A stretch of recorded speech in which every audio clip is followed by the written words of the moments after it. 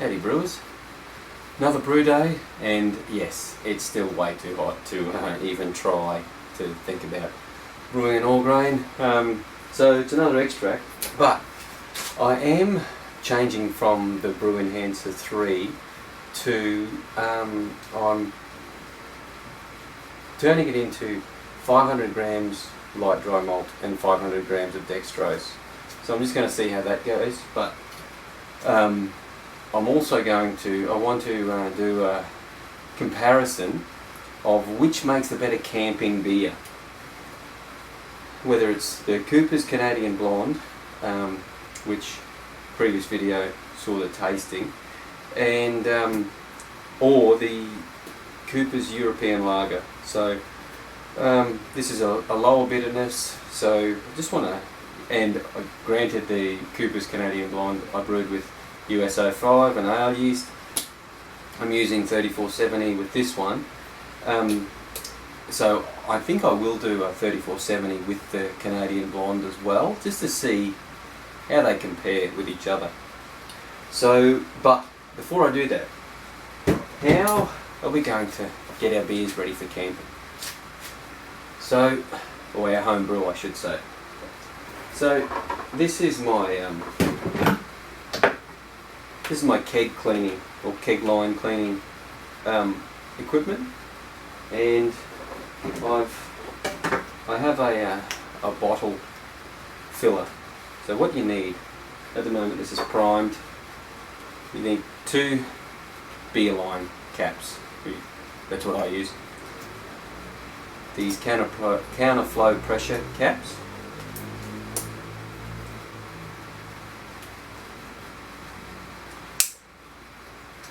And another counterflow pressure cap, but this is to fill the bottles.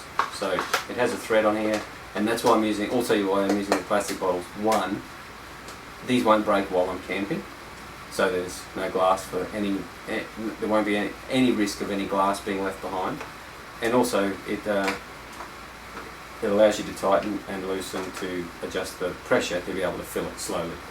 So this is filled with Star San, and this will sanitize all of our equipment, everything we need, including the bottle.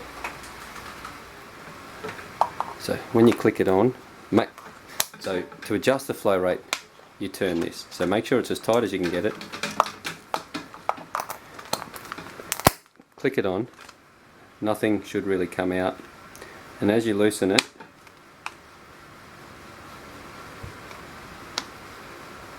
the liquid starts to flow through.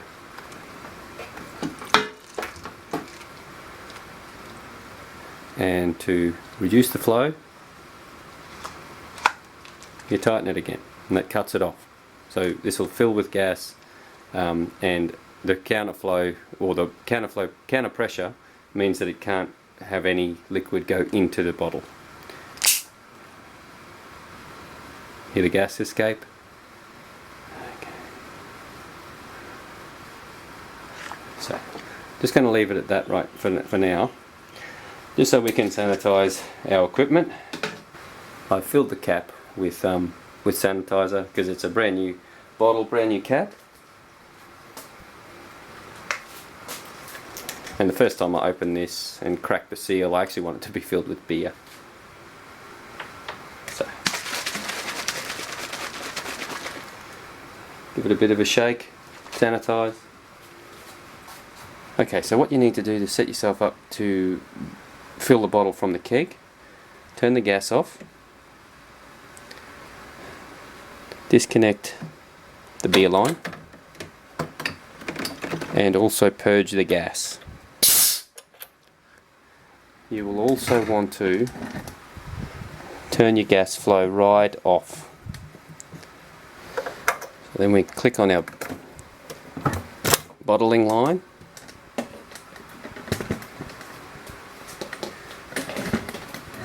What we will do now as well, we'll turn the gas back on, but we only want really low pressure, like just bleeding into it, say 2 psi, and that's so you don't lose all your carbonation when you're filling it.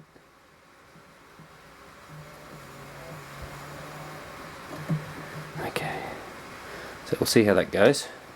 It's on 1 psi. So at the moment we have star sand in our line. We don't want that to go into our beer.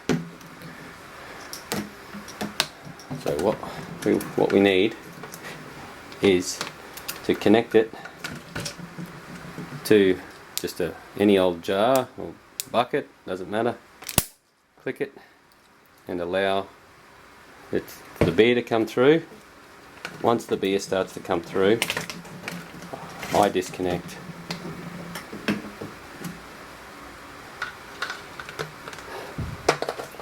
Put it back into the bottle and tighten as we did when we sanitized it. Reconnect the beer line. Some beer's already come through, you see it foamed up. And very slowly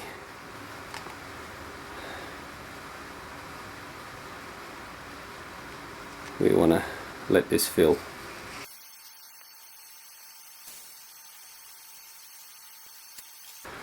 Alright, so it's filled.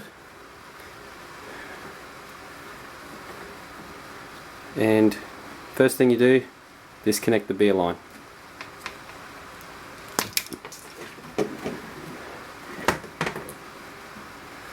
Next thing, gently unscrew this, because it can sometimes foam. Good.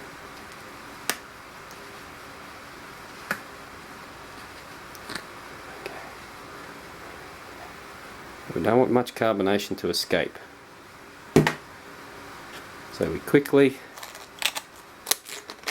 put the cap on. And that's how you fill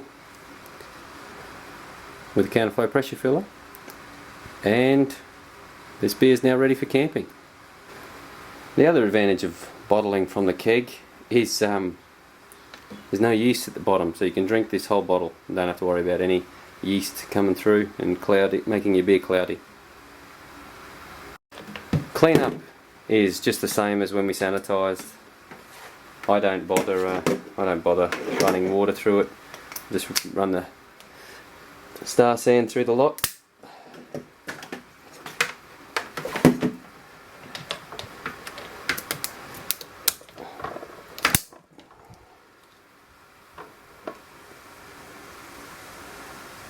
As soon as it runs clear, you know it's star sand coming through.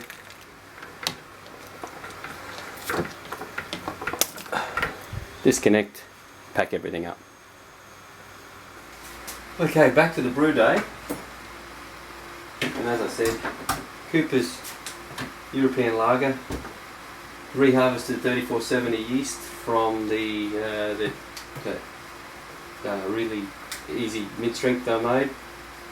Just bringing that up to sort of pitching temp now.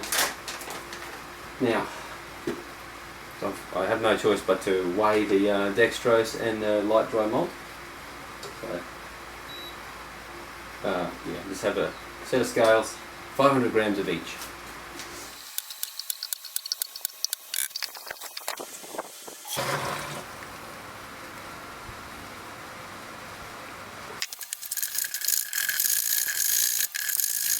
I didn't bother filming the filling up with water. So this is my harvested 3470 yeast, actually only half of what I harvested, and that'll be plenty for this batch of Cooper's European Lager.